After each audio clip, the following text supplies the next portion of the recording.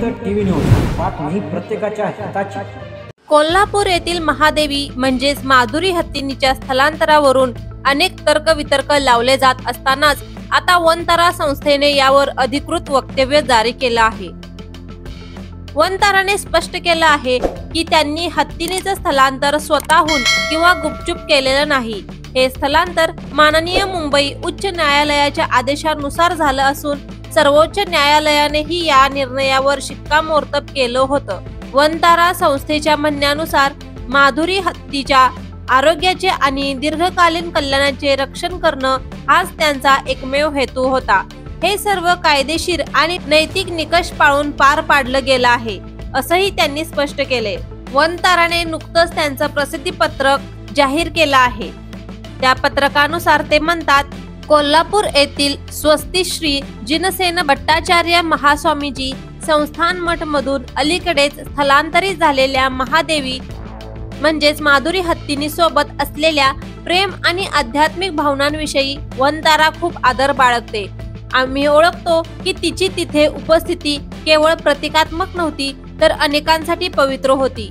आम्ही हे स्पष्ट आणि आदरपूर्वक सांगू इच्छितो की वनताराने ही कार्यवाही स्वतःहून केली नाही। ही कार्यवाही माननीय मुंबई उच्च न्यायालयाच्या आदेशाचे पालन करत करण्यात आली आहे, ज्याला नंतर भारताच्या माननीय सर्वोच्च न्यायालयाने ही मान्यता दिली। आम्ही या स्थलांतराचे आरंभ करता नव्हतो तर न्यायालयाच्या निर्णयाची अंमलबजावणी करणारी संस्था होतो, जी हिच्या देखरेखीची जबाबदारी पार पाडत आहे। माधुरी हिच्या आरोग्याचे आणि दीर्घकालीन कल्याणाचे रक्षण करणे हाच आमचा एकमेव हेतू राहिला आहे।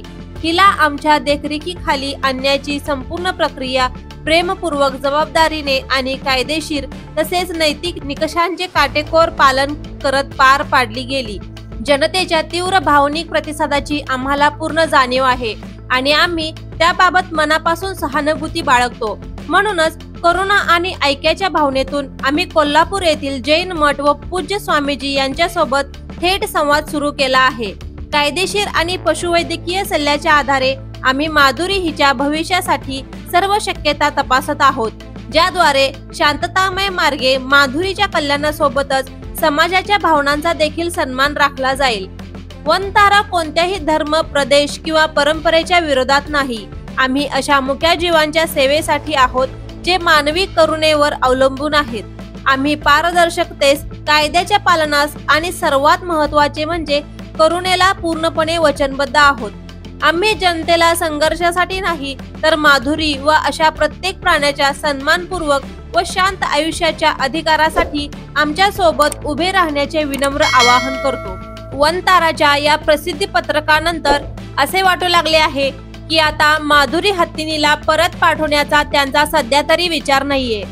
तुम्हाला या बाबतीत काय वाटतं हे आम्हाला कमेंट करून नक्की सांगा। अशाच अपडेट पाहण्यासाठी चॅनलला सबस्क्राइब नक्की करा। जनहित टीव्ही न्यूज, बातमी प्रत्येकाच्या हिताची।